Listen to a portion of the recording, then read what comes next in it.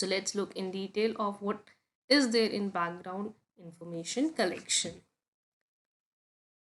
When we are talking about background information collection, that starts with the first time the client enters the counselor's office and he fills up this personal data sheet. Now, this data sheet will include his or her name, age, a marital status, maybe it can also include the kind of job you are doing, either you're a student or you are employed, then what kind of socioeconomic background are you coming from. So different kind of details, demographic data that may help the counselor in certain ways to deal with the counseling during the session. So finally, when the client is done with filling up this personal data sheet, it is the turn for the first interview with the counselor, the initial interview.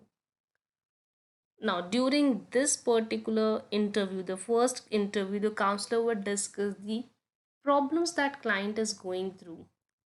And right now, we are not concerned about whether these problems are actually the real problem or there is some other problem uh, which is the cause of the kind of problem that client is facing. We are just concerned about what client is going through, what does he feels about, what does he thinks his problems are. Interview is just for making the client have that empathetic environment when he feels that okay, there is someone with whom I can share my feelings, my emotions, my vulnerabilities without being judged about it.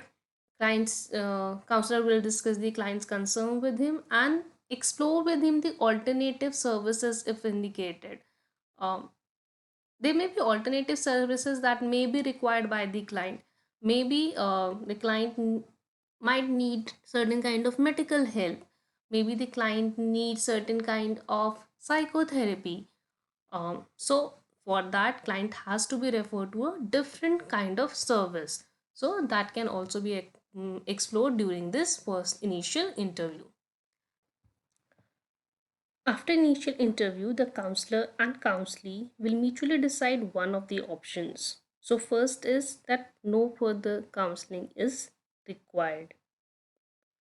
As a client, if I am able to express myself clearly and is able to make an appropriate action plan, of course, mutually with the counselor to deal with my problems and issues, then I do not need to have further counseling sessions. Now, the another option can be the alternative services. I'm not moving to the second, first, I'm coming to the third, that is alternative services. Alternative services are appropriate, and the counselor will assist the client to identify specific resources to consider and pursue. Second option of further appointments I may take up if both counselor and counselee feels that the issues or the problems that the client is facing needs further exploration before reaching to any kind of decision. And this calls for the further sessions. Now the length of these sessions depends on number of variables. That may be severity of the problem, because if the problem will be more severe, there will be more sessions that will be required to deal with it. Then motivation of the client. If client is motivated, of course less number of sessions will be required, but if client is not motivated enough, then more number of sessions will be needed. Now the type of problem, if my problem is like I may be stressed just because of exams, then that may need a lesser amount of time for a particular session. But if my problem is I'm going through severe depression, then the time needed for a session or the number of sessions I may need will increase.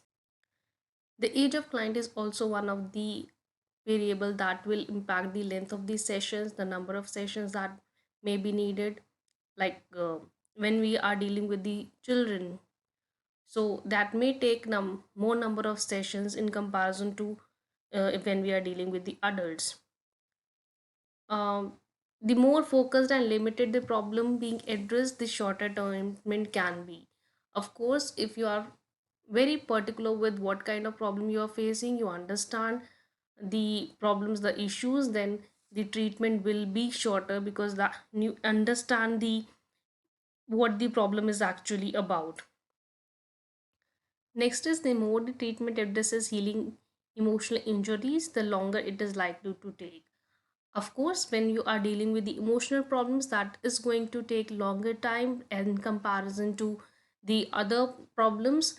For example, if it is just about the examination stress, so examination is stress is for that specific period. It is not for a very longer period.